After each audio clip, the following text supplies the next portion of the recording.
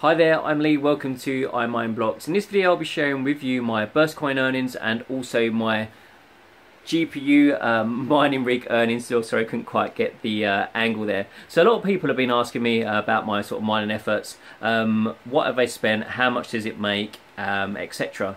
So previously I've done some Burstcoin earnings videos, but I've not really talked so much about the GPU sort of earnings. In this video I'm just going to kind of run through both of those things and break down a few of the components, so how much I'm earning, how much it costs to run, hardware costs, etc. So let's start off with the Burstcoin miner.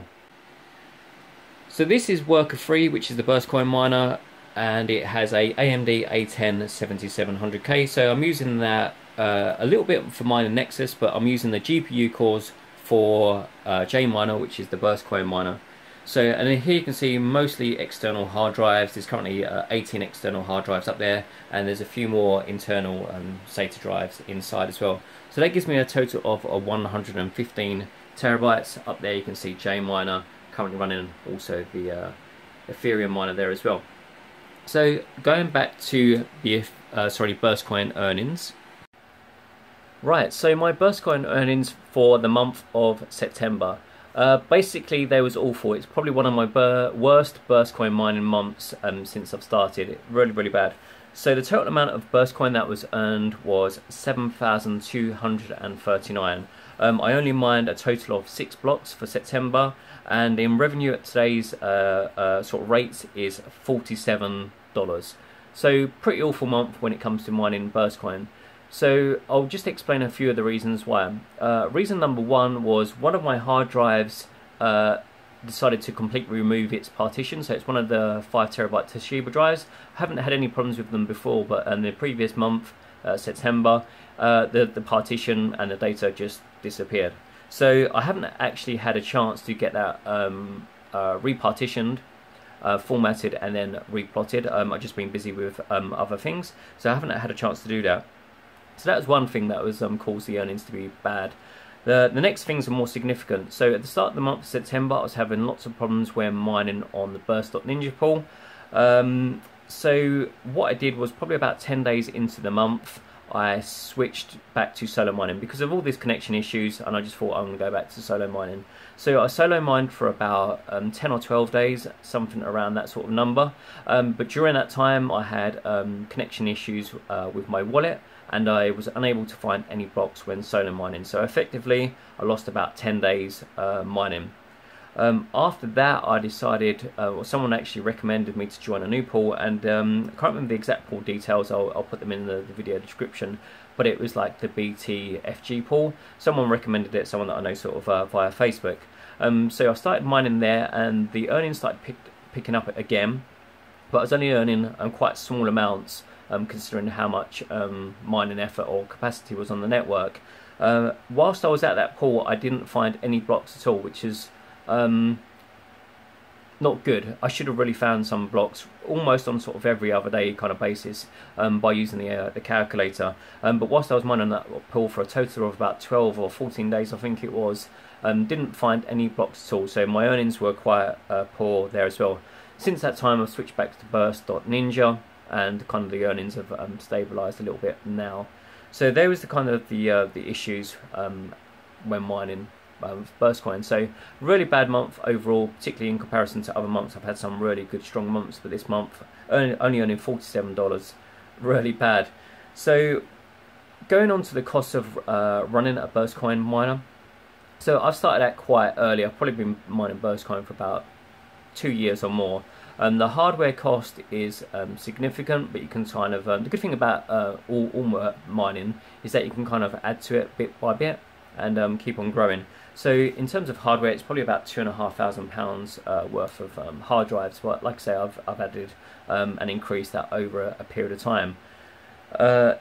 In operational cost, the miner, which is the worker-free miner, if you don't include the GPUs that are currently inside there and just all the hard drives, each one of the hard drives use between sort of 5 and 10 watts when they're on load. Burstcoin blocks are quite slow blocks, so they're 4-minute blocks. So what that means is that a lot of the time your hard drive is going to be idle, which is good, so it's not using very much power. So your Burstcoin operations, if you have one, they're quite efficient, not going to use too much power in comparison to GPU mining, which uses obviously an awful lot of power. So the Burstcoin operation probably uses about 200 watts. I worked out for last month I used 146 kilowatt hours, and I've got a really low rate of electricity. I pay 12.5 pence per kilowatt hour, which is about 16 cents per kilowatt hour, and that worked out to using $23.42 in electricity. So even though my Burstcoin earnings were very low, the electricity cost is also very low, so it's not too bad. So really I only made, you know, just over 20 bucks Burstcoin mining. But I'm not too fussed about that, because I'm saving the Burstcoin for the future anyway. To be honest, I've already really had my sort of money out of it. I've mined a lot of Burstcoin previously and done very well and sold at the peaks. So done very good there. So now let's talk about the GPU sort of mining operations. Okay, so we have worker 3 that's currently got the GTX 1060 in there, and also a 1050 Ti. The GTX 1060 is on loan from Asus, and that's got to go back to them soon. And then we have this main miner down here, which is the one that you would have seen in my 13 GPU miner build. What you also notice is that it's missing 2 GPUs. So the reason for that is originally when I set it up, I was having stability problems when using the 13 GPU. So I removed one of the RX 460s almost immediately, and I've never really used that. I sold it with the other rig, which is now missing, which is the El Cheapo rig. That's gone to a new home. If you didn't catch that in one of my previous videos, my brother purchased that rig and he's using it at his workspace. So then that left me with 12 GPUs. And just the other day I had a faulty RX 460, one of them packed up, so that's gone back to the supplier for replacement. But anyway, at the moment, using the current rig as it is, it's roughly mining around 180 mega hashes, and it's using about 950 watts. And also I've got the Nvidia cards in there as well, so they're producing an extra sort of 30 mega hashes. Overall, it's using around 210 mega hashes, and I'm probably using somewhere in the region of about 1100 watts for that. So it's still pretty efficient setup. So now we'll just talk about the sort of the earnings and the cost of running.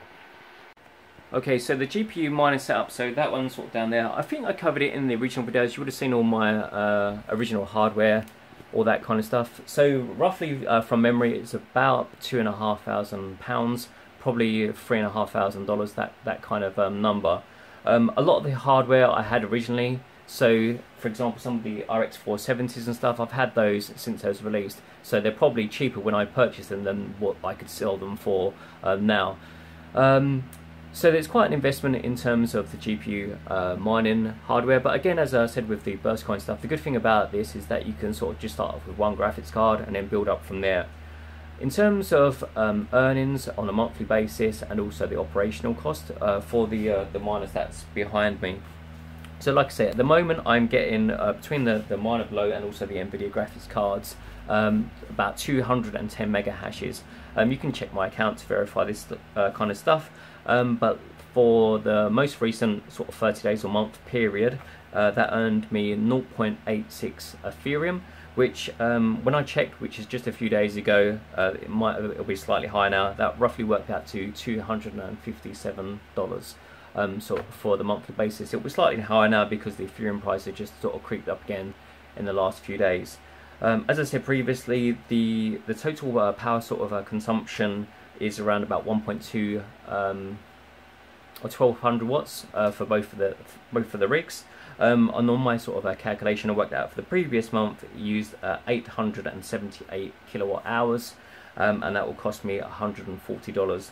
So roughly on those kind of numbers, earning $260 and spending $140 in electricity cost there. Obviously, depending on exchange rates for Ethereum, everything sort of goes up or down slightly from there. But I just wanted to give you guys an indication to not only the earnings, but also the ongoing costs for these things. Also, one thing I just sort of like to say is that a lot of people kind of live in areas that have very cheap electricity. If you get cheap electricity and if you're paying sort of like less than 10 cents per kilowatt hour, you're pretty much in a win situation. You can't really lose, because your electricity is going to be much cheaper than everyone else's, and you're going to be in a in a much better position than everyone else, so that you could be able to mine much longer than everyone else, which means more profit for you. Whereas some other countries, sort of in Europe, you're paying sort of about 20 cents or more for your electricity, and what that means is that they're going to get to a point where they're going to start losing money much quicker than obviously the cheaper electricity. So cheaper electricity,